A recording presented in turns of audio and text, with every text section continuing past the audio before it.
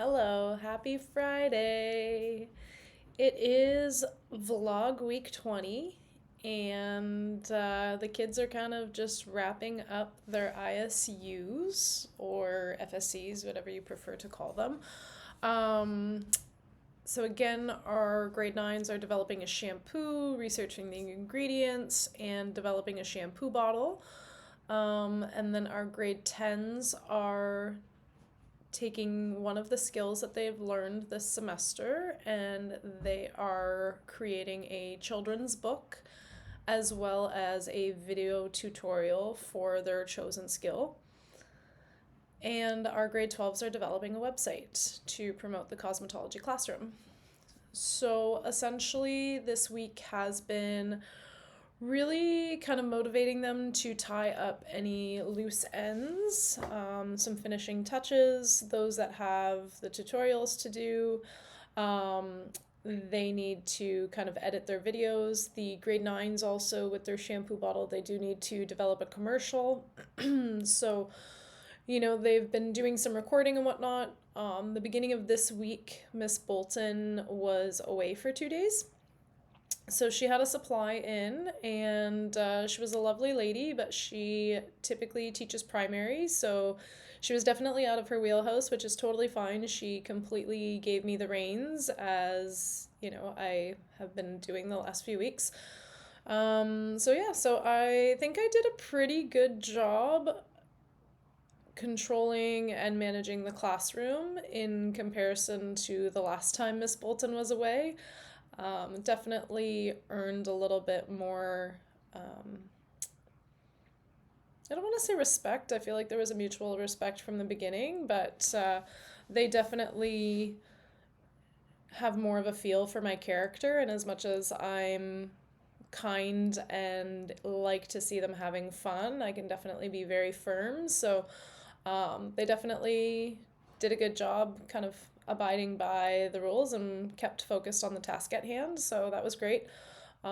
We did have, because there was recording going on and the classroom isn't super large, I did allow 2 students at a time to kind of sign out and go down the hall. There's like a little entryway or a stairwell that they could kind of record, be kind of out of the sight of the school, but get a little bit of like a quiet space, and that's kind of right next to our classroom. So allowed them to do that, made sure that they signed out, told them they had a time limit, so I would set a 7-minute timer, and then that timer would go off, and I would make my way over towards them. So each kind of group of 2 essentially got about 10 minutes. So it was good that they knew that they were on a time limit.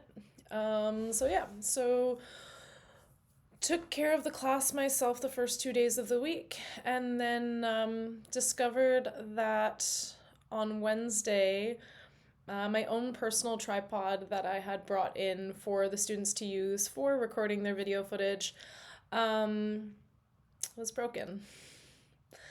And nobody brought it to our attention. And I kind of addressed the class. I knew that it was our grade 10s. So I addressed the class and kind of stated that I was really disappointed in them, that I wish that someone would have told me that it was broken and just kind of owned it, and just kind of reminded them to be courteous. And the tripods that we have, they're not professional, they're not $500, let alone even $100 tripods.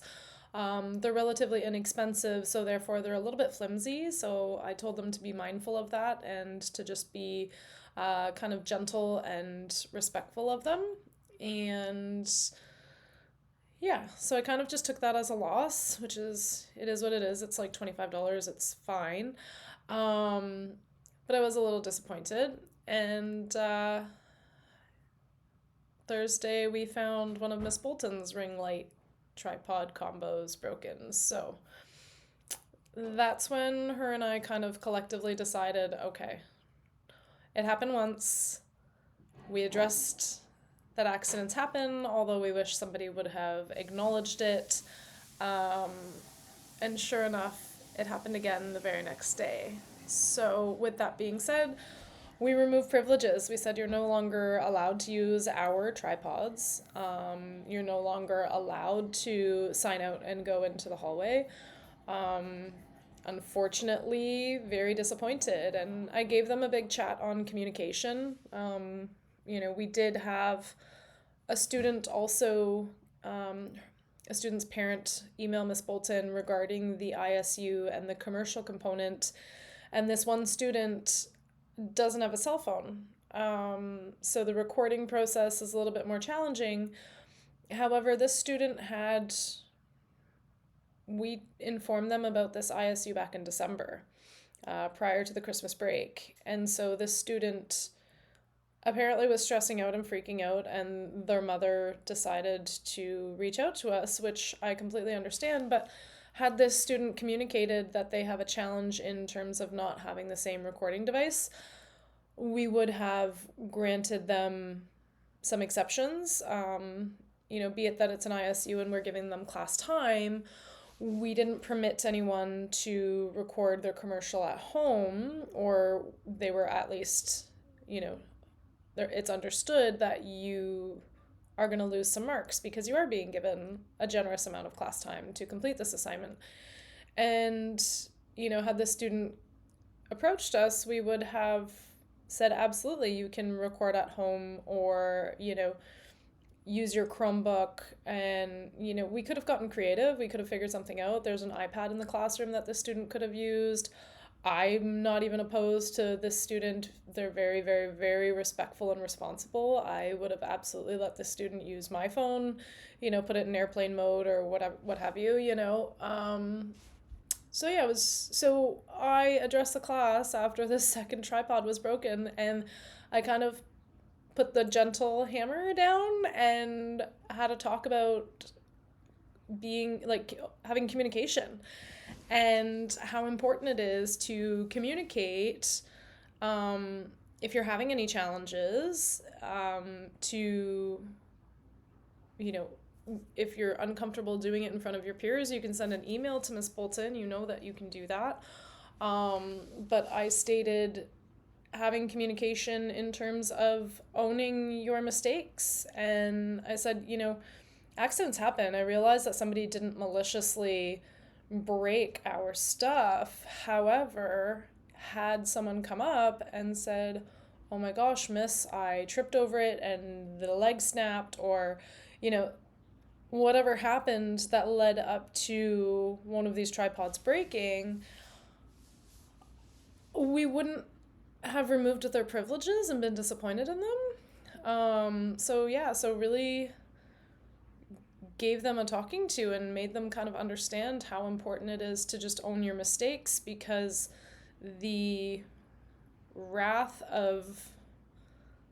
that comes after whatever event is not going to be as severe if it's intervened early, if that makes sense. So, kind of rambling now, I realize that. So, the mood of the class was completely different after that. They were all very much focused on the task at hand. They were heads down. There was very little chatter. There was, zero, I don't know, goofing around. There were times, they're grade 9s, there's times where they were kind of goofing around, and that's fine. I don't want to take away all of their fun. However, the tone definitely changed once we had that big conversation. And we're quite certain we know exactly who it was, and we think it's the same group that broke both of them. And so something myself and Miss Bolton collectively decided to do is, in this ISU project, there's the commercial component and there's the shampoo bottle component. And they're marked separately, and we chose to utilize the shampoo bottle as the ISU, yet the commercial is essentially their presentation, which will be what we do on exam day. So on exam day, we will watch all of the commercials and we will mark them as they go. But we started to mark the shampoo bottles as of Wednesday. And what we did is there was a breakdown of all the marks, you know, their structure of the bottle, their company name and logo, their ingredients, did they connect to the hair type? I think the largest kind of area for being marked was marked at a 10, a value of 10. And we decided that the professionalism in class and using class time to complete the assignment, we were going to change that value from 5 to 15. And many of our students got a very generous mark in that bucket. The 3 that were completely horsing around and we essentially know broke the tripods, both of them, they got a 0 on that. They were goofing around and they were being relatively disruptive. So, yeah. I mean, they essentially did relatively well on the shampoo bottle itself. However, you know, a decent shampoo bottle, when that value was bumped up to a 15, I think they got high 60s on their assignment when it maybe would have been mid to high 70s. So, yeah, that was something that we had done, and you know, it really only affected the few that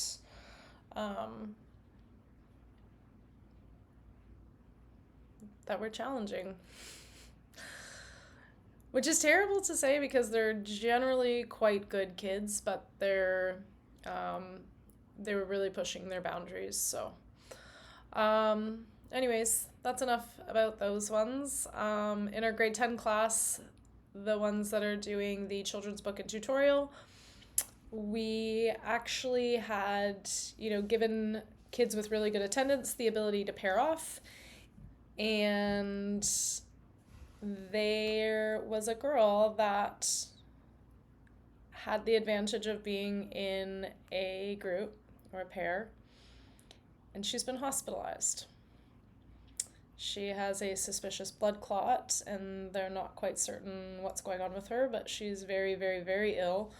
And she might not be joining us back until next semester, the soonest. So, worked with the VP on how to navigate that, as she was one of the few that was working with a partner. We approached her partner and kind of, you know, very quietly had a conversation and said, do you know where she's been? Do you know how serious it is? And she was very much in the loop with this individual, as they are close friends outside of school. And we asked her, you know, how are you doing on this assignment on your own so far? You know, and they've had time previously to work on it. So she was feeling quite confident and good about where she was, but we did allocate a minor extension right up until exam day for her to submit her work.